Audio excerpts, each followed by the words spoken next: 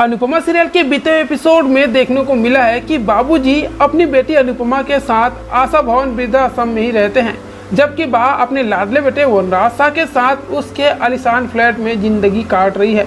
जहां एक तरफ बाबूजी के वृद्धाश्रम में कई दोस्त बन चुके हैं और वो फुल मस्ती के साथ जीते हैं, तो वहीं दूसरी तरफ बा पूरे वक्त वनराज शाह के फ्लैट में अकेली घूटती रहती है, क्योंकि सबके अलग अलग फ्लैट है और अलग अलग कमरे हो चुके हैं।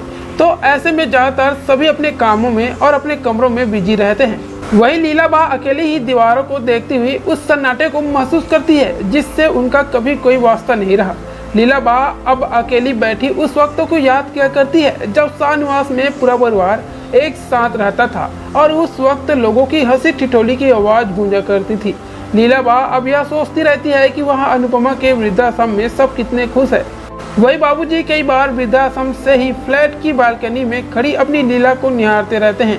अनुपमा उनसे पूछती है कि जब उनकी खुशी बा के साथ है तो वह उनके साथ जाकर क्यों नहीं रहते।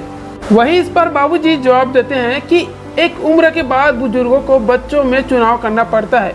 उसने अपने बेटे को चुना और मैंने अपनी बेटी को। जहाँ वनराज के पास पैसा बहुत है लेकिन खुशियों की कमी है, वही वृद्धाश्रम में अनुपमा के पास खुशियाँ ढेर है लेकिन अक्सर उसे पैसे की किल्लतों का सामना करना पड़ता है। बाबूजी के वृद्धाश्रम में कई दोस्त बन चुके हैं। इंदिराबेन और लीलाबा सेट्टी का किरदार अहम दिखाया गया है जिसे आगे चलकर बढ़ाया जा सकता है, लेकिन साथ ही काव्या के किरदार में कई ट्विस्ट लाया गया है। वही काव्या अपनी बेटी माही को वनराज शाह के घर में छोड़कर अमेरिका चली गई है, जहां अब वो बड़ी मॉडल बन चुकी है, जहां आशा भवन में रोज सुबह आरती होती है। वही दूसरी तरफ वनराज के फ्लैट में पाखी सुबह सुबह तेज म्यूजिक चला लेती है, लेकिन इससे वृद्धाश्रम वालों को कुछ खास फर्क नहीं पड़ता।